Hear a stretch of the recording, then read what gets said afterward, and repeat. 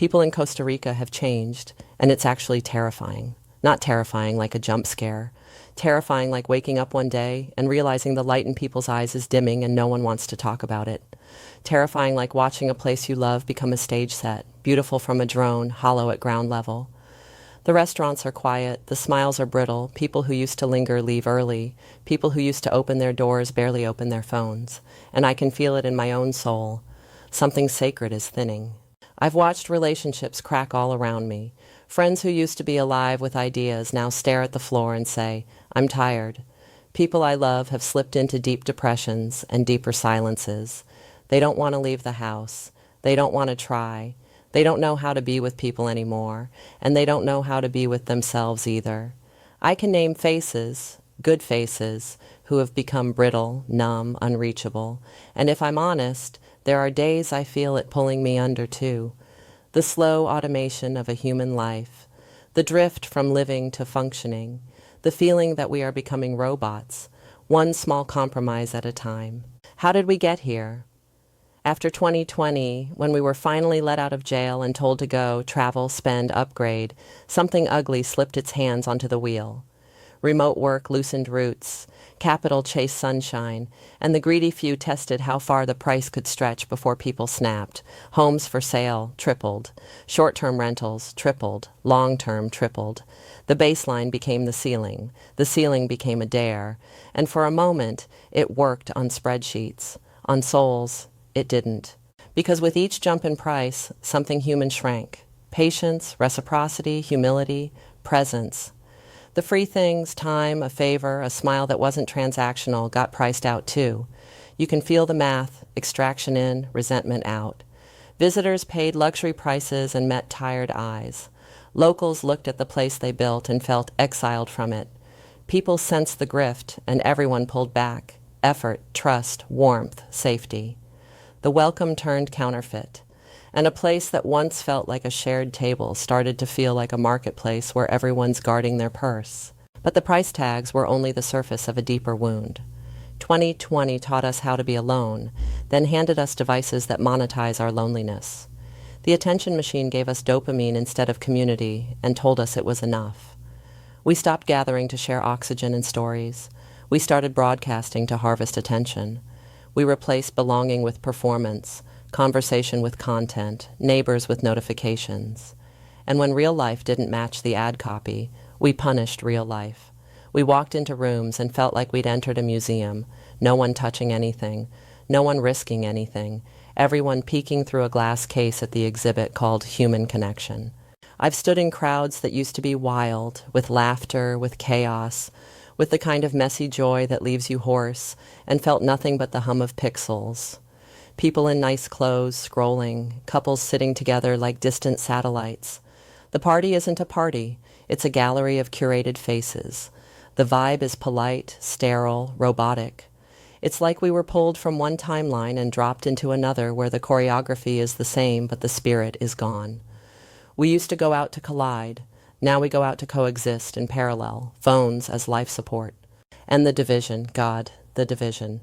We are primed to split over anything, race, religion, politics, food, and beneath all of it, men and women. We used to approach each other. Now we're warned not to. We used to try and fail and laugh and try again. Now we're shamed for trying at all. Everything is filmed, framed, judged, archived. The risk of being human feels too expensive, so we choose the cheaper substitute, isolation. And isolation costs everything. I need to say this plainly. The collapse you feel is not just economic, it is spiritual. Greed isn't a number, greed is worship. It asks for our knees. It tells us worth equals price, and so we bow to more, even when more means less of everything that makes life good. The machine says, optimize. God says, be faithful. The machine says, extract.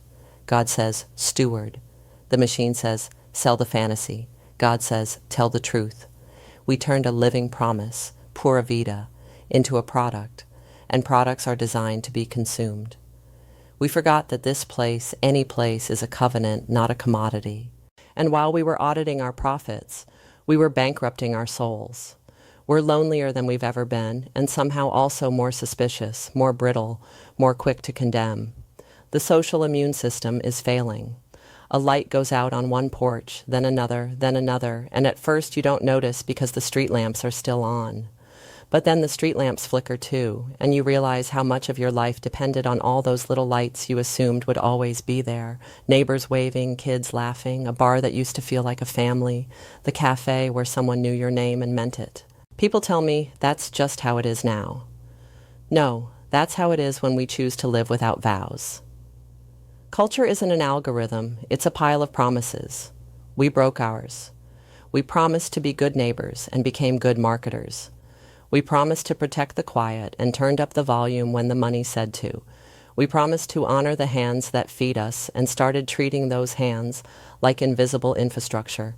We promised to tell the truth and started polishing lies until they look like postcards. I'm not interested in hacks. Hacks are how we got here. I want vows. I want posture. I want promises that cost us something and give us back everything. I want words we can say out loud and then prove with our lives. Here are mine, and if you need to borrow them until you find your own, borrow them. I choose enough over as much as possible. I will not accept windfalls that wound my community. If the market says I can take more, I will ask whether love says I should. I choose presence over performance. I will take hours back from the screen and spend them on faces. I will be awkward and brave, and I will look up first. I choose reciprocity over extraction. For every gain I make here, I will return a gift, time, skill, money, advocacy, to the people who make life here possible. I will be accountable to the place I'm in. I choose truth over spectacle. No paradise cosplay. No polished bait and switch. I will say what is, so the right people can find the right fit and the wrong harms don't multiply. I choose quiet strength over noisy freedom. My freedom ends where my neighbor's rest begins. Noise without consent is a form of violence. I will guard the peace around me. I choose steward pricing over predation. Profit is not a sin. Contempt for people is. I will set prices I can answer for before God and before the person across the table. I choose covenant community over convenient contacts. I will learn names. I will apologize quickly. I will show up when it is inconvenient. I will be the kind of human a place is safe to welcome. And because vows without power are just poetry, I'm asking for help, from the only place power comes from. God, we have been living like orphans in a house full of bread. We have worshipped more and called it success. We have traded truth for optics, covenant for contract, presence for pixels.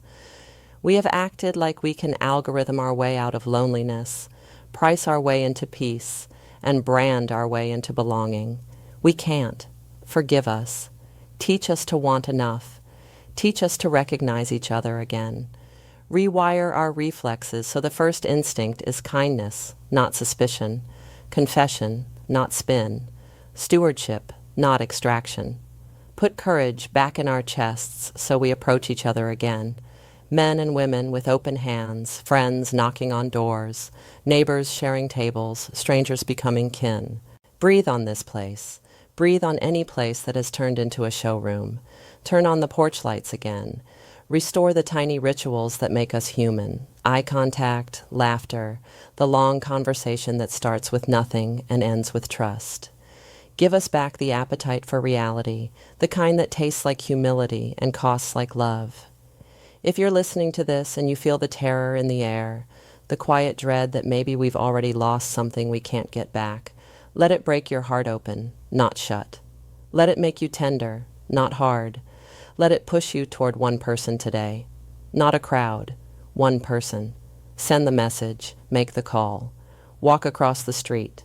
Ask the question that risks an honest answer. And when you feel the algorithm pulling you back into the trance, say this out loud like a spell you believe. I choose enough. I choose presence. I choose reciprocity. I choose truth. I choose quiet strength. I choose stewardship. I choose covenant. And then prove it.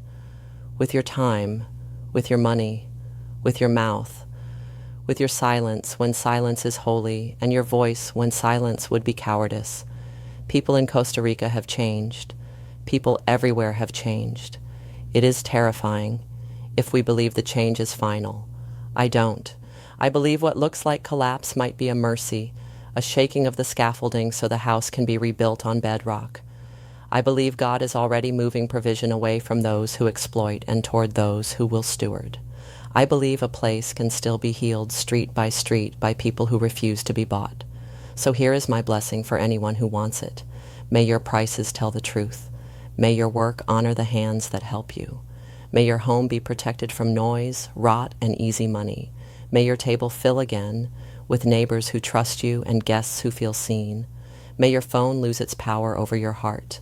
May your courage return in small daily ways. May God turn our hunger for more into love for enough, and may we become people a place can safely love. If this reached you, don't applaud. Answer it. Type the words if you have to. Whisper them if you must, but mean them. I choose enough. Then go choose it again tomorrow. That's how a timeline resets. That's how a soul wakes up. That's how a country remembers itself.